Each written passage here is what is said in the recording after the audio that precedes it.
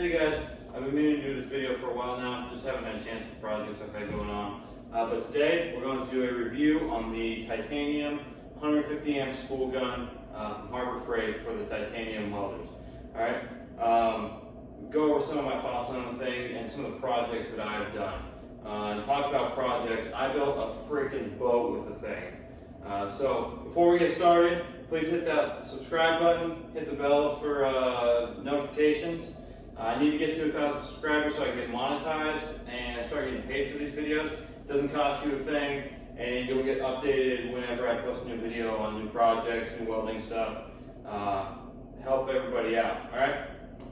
Let's get after it.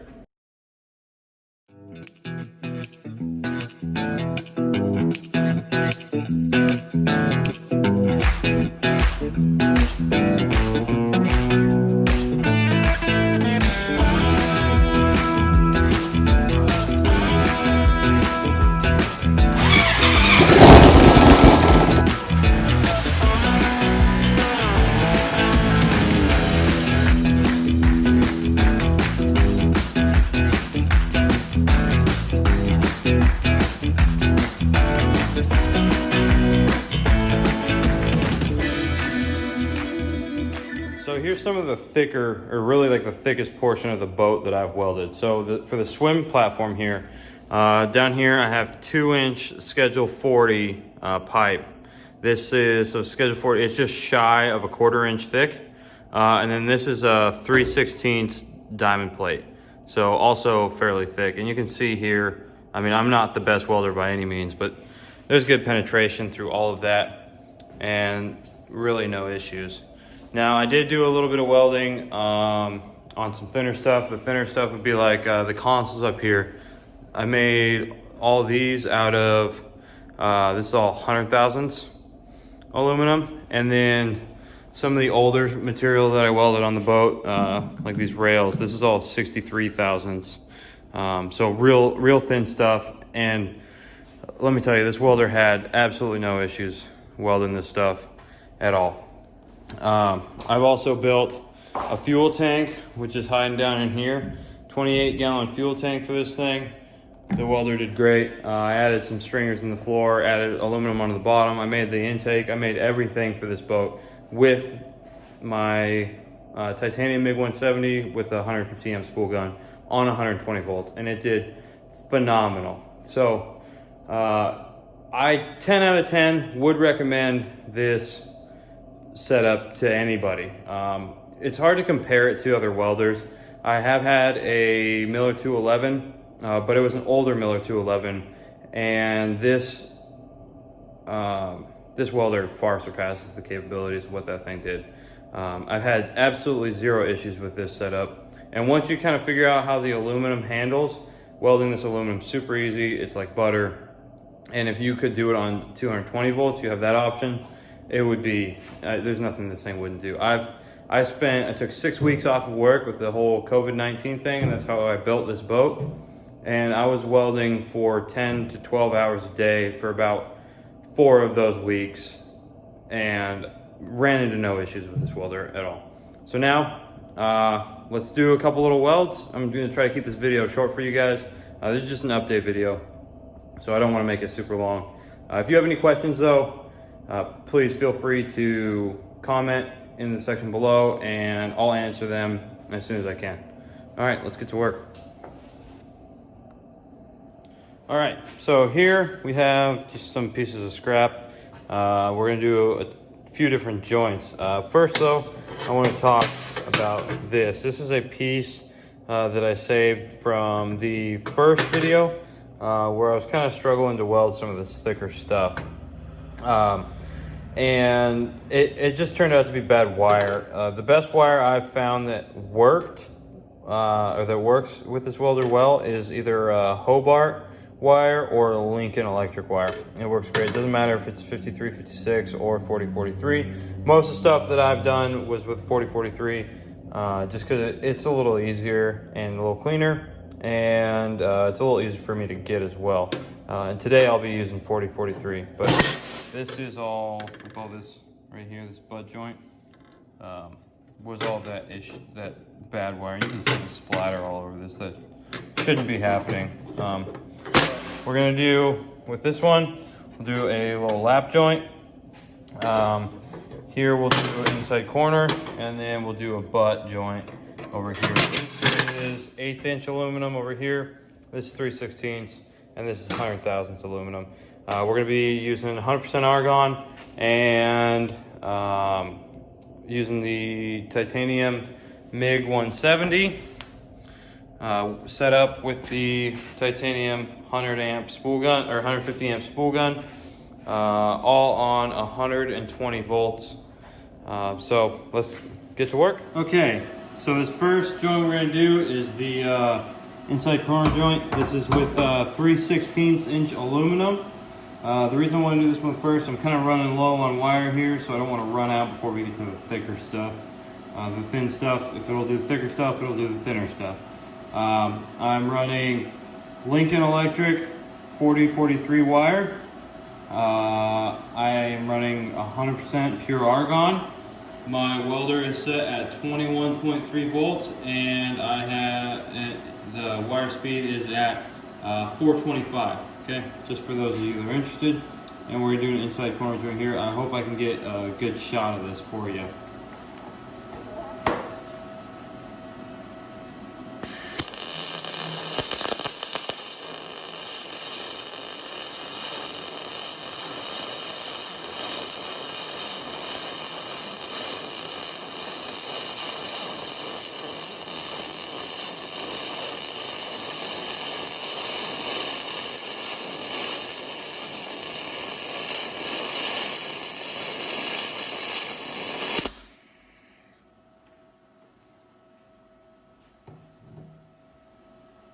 Alright, that's all I'm going to do with that.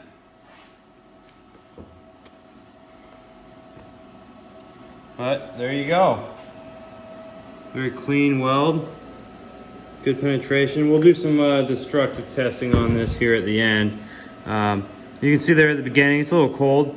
Now, if I were to have preheated this piece, wouldn't have had any issues right over there. But other than that, good lay, good penetration everywhere. No issues whatsoever.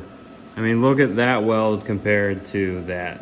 It's crazy how much of a difference that makes. All right, let's move on. All right, now we're gonna do a lap joint. This is, top piece is 100 thousandths, bottom is 1/8 inch. I'm set at 19.5 volts.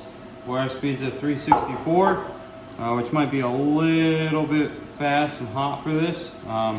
But I didn't clean this piece very well, so it might be a little spattery, and a little bit of extra heat might help out. So let's get after it.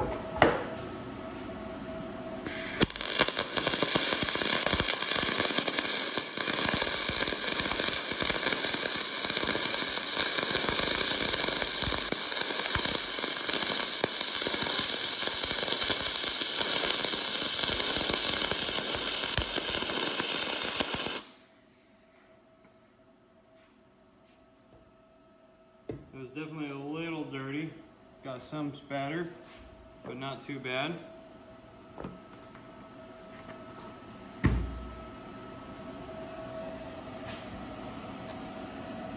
little bit of spatter in there, a little dirty, but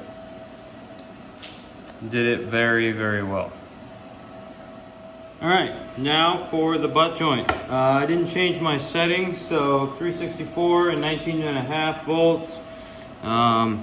This is 100 thousandths aluminum. I'm just gonna do a little bit of this butt joint here. A little bit dirty, but it will work.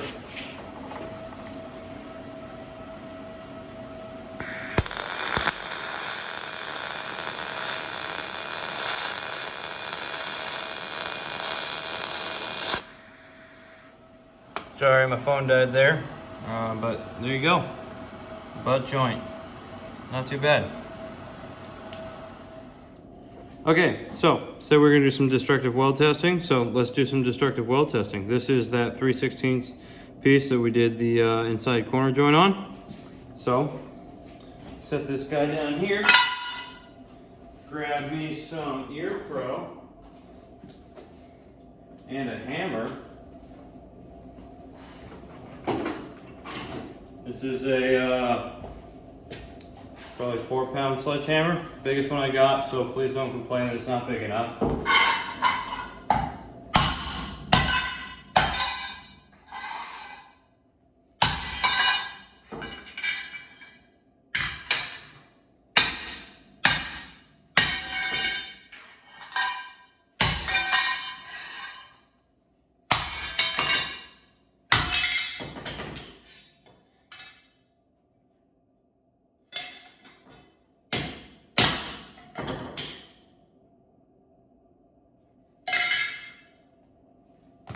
Cool.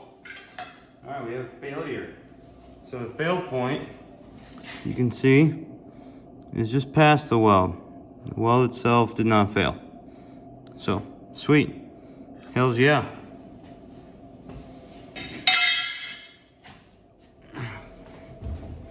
Hey, thanks again for watching, guys.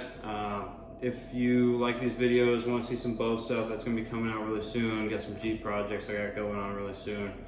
Power stroke I'm going to be working on as well. Hit that subscribe button and turn on your notifications. They would really mean a lot to me. But for now, thanks again. And if you have any questions on the 150M spool gun from Harbor Freight, feel free to ask in the comment section below.